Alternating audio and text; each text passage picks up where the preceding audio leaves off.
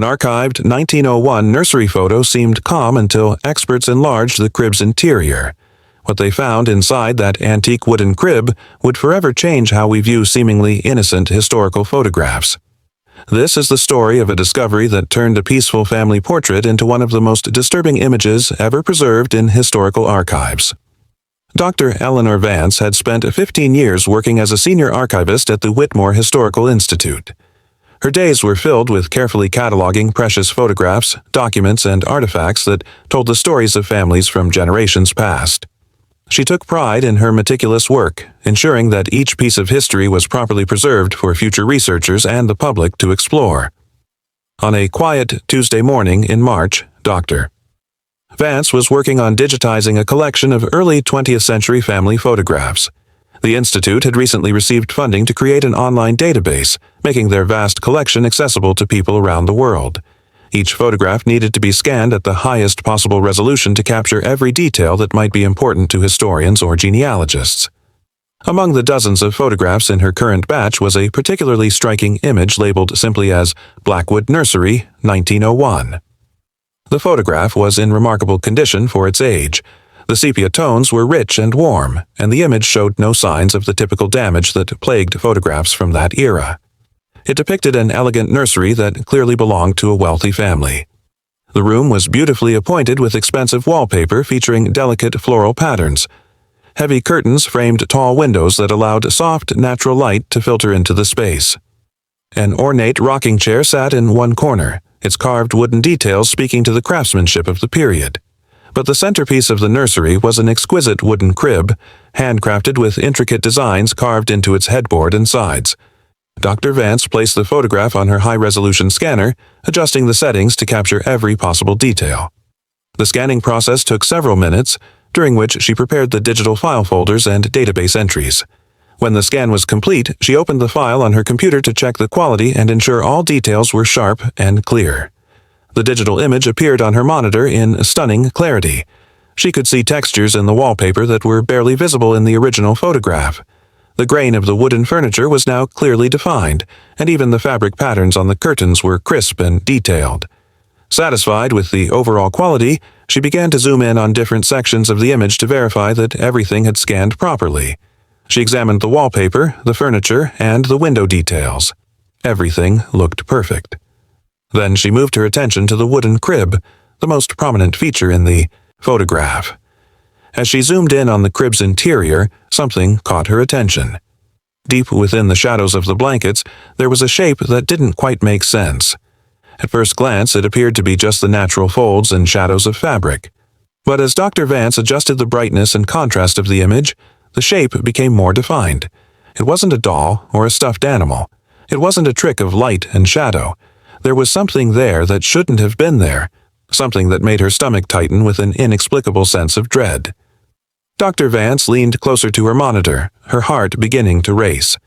She had examined thousands of historical photographs during her career, but she had never seen anything like this.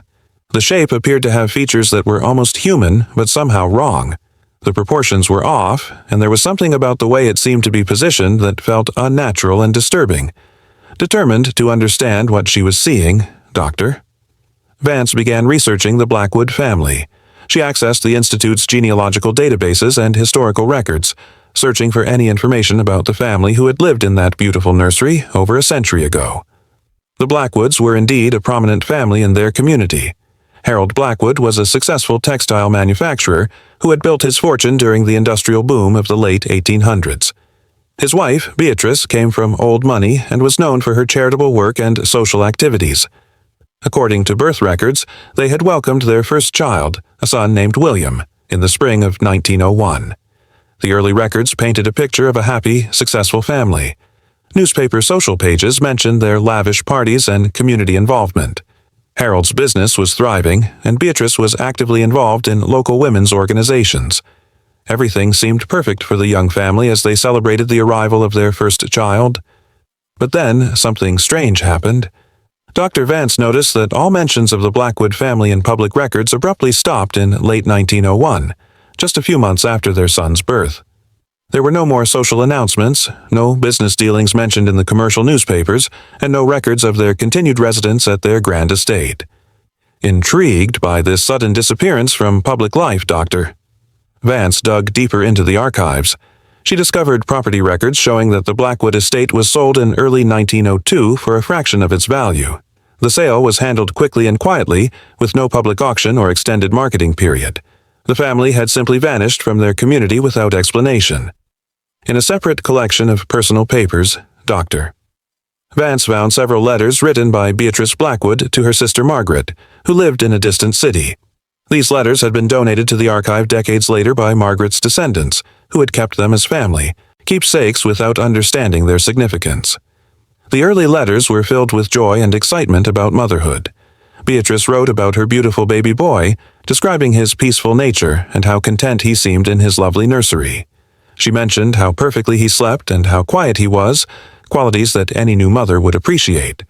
But as Dr. Vance read through the letters in chronological order, she noticed a gradual change in Beatrice's tone. The new mother began expressing subtle concerns about her child's behavior. She wrote that William seemed almost too peaceful, too quiet. He rarely cried, rarely moved, and rarely seemed to react to her presence in the way other babies did.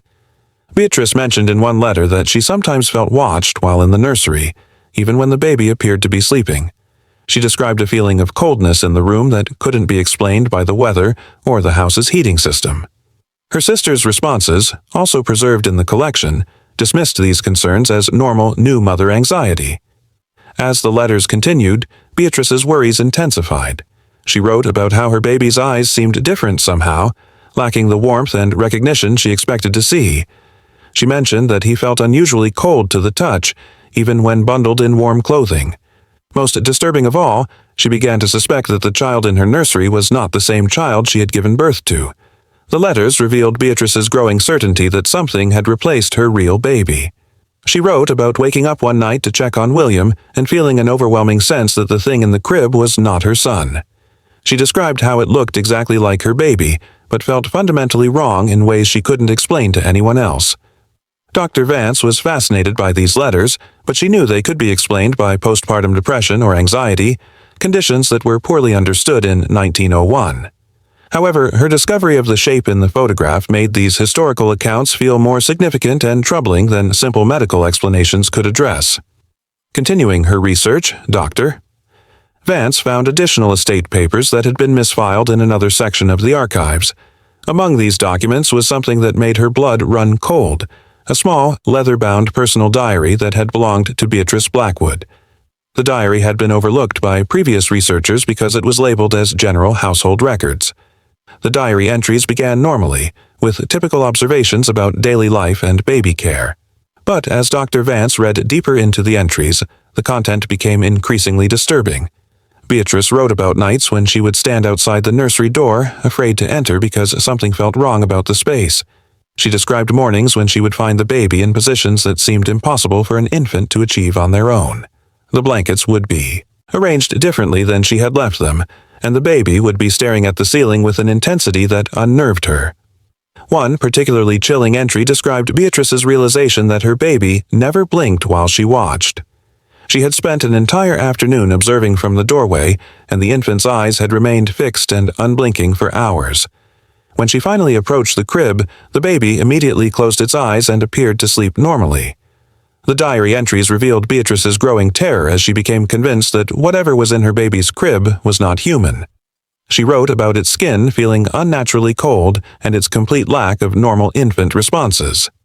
Most terrifying of all, she described nights when she could hear sounds from the nursery that weren't typical baby noises. The final entries in the diary told a story that explained everything Dr. Vance had discovered. Beatrice wrote about the day the photograph was taken. A visiting relative had brought a camera to capture the beautiful nursery and commemorate little William's early months. As the photographer set up his equipment, Beatrice stood in the doorway watching. She had been avoiding the nursery for days, unable to shake her certainty that something was terribly wrong, but social expectations required her to participate in the family photograph session. The crucial entry described what happened while the photograph was being taken. Beatrice wrote that she was looking toward the window when she caught a glimpse of the nursery mirror. In that reflection, for just a split second, She saw what was really lying in the crib. It wasn't her baby. It wasn't human at all. The diary described a creature with features that appeared human from most angles, but revealed their true nature when seen from certain perspectives or in specific lighting. Beatrice realized that she had been living with this thing for months, caring for it while her real child was nowhere to be found. According to the final diary entry, Beatrice immediately told her husband what she had seen. Initially skeptical, Harold Blackwood examined the crib himself and confirmed his wife's terrifying discovery. The couple made the decision to leave their home that very night, abandoning their wealth and social position to escape whatever had infiltrated their family. The diary's last entry, written hastily, explained that they were taking only essential belongings and would never return. Beatrice wrote that they couldn't risk staying another day with the creature that had somehow replaced their child. They left the house exactly as it was, including the thing in the nursery crib. Dr. Vance now understood why the photograph had been archived without context. The relative who took the picture never knew what the family had discovered. To him, it was simply a lovely image of a wealthy family's nursery. He had no idea that he had accidentally captured evidence of something supernatural and terrifying. The historical records now made complete sense. The family's sudden departure, the quick sale of their property, and their complete disappearance from society were all connected to their horrifying discovery. They had fled from something that most people would never believe existed. Dr. Vance researched local folklore from the period and found references to creatures known as changelings. These beings supposedly replaced human babies with their own kind, leaving families to unknowingly raise something inhuman. While most dismissed such stories as superstition, the Blackwood case suggested that some folklore might have roots in terrifying reality. The photograph that had seemed so peaceful and beautiful now told a completely different story. The calm, serene nursery had been home to something masquerading as a human child. The expensive furnishings and careful arrangements had been created for a baby who was no longer there, replaced by an entity that the family finally recognized for what it truly was. Dr. Vance made copies of all her research and filed a complete report about her discoveries. She recommended that the photograph be reclassified as a significant historical document, not just for its artistic value, but for its documentation of an unexplained event that drove a prominent family from their home and lives. The Blackwood family was never seen again after they fled their estate in 1901. Some records suggest they may have traveled to Europe under assumed names, but no concrete evidence of their fate has ever been discovered.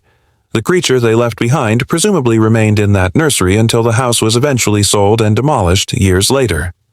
Dr. Vance often wondered what happened to the real William Blackwood. Had he been taken by whatever left the changeling in his place? Was he harmed, or was he raised somewhere else by the entities that had orchestrated the replacement? These questions would never be answered, but they haunted her long after she completed her research. This story reminds us that history is filled with mysteries that may never be fully explained. Sometimes a simple photograph can reveal truths that challenge our understanding of reality. The Blackwood nursery photograph stands as evidence that even in our most private, protected spaces, we may not be as safe as we believe. What makes this case particularly unsettling is how normal everything appeared on the surface. The family was wealthy, respected, and seemingly blessed with a healthy child. Yet beneath this perfect facade was a horror that drove them to abandon everything they had worked to build. The photograph remains in the Whitmore Historical Institute's collection, properly catalogued and available for researchers to study. Dr. Vance ensures that anyone who examines the image understands its true significance and the tragic story it represents. The enlarged section of the crib's interior serves as a reminder that sometimes the most innocent images can contain the most disturbing truths. The next time you look at an old family photograph, remember the Blackwood nursery. Consider what details might be hidden in the shadows, what stories might be waiting to be discovered when technology allows us to see what previous generations could not. History has a way of preserving evidence of events that challenge our understanding of the world, waiting patiently for someone brave enough to uncover the truth. What do you think happened to the real William Blackwood? Was this truly a supernatural event?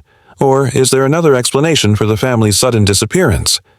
Share your thoughts in the comments below, and don't forget to like and subscribe for more mysterious historical discoveries that will change how you see the past.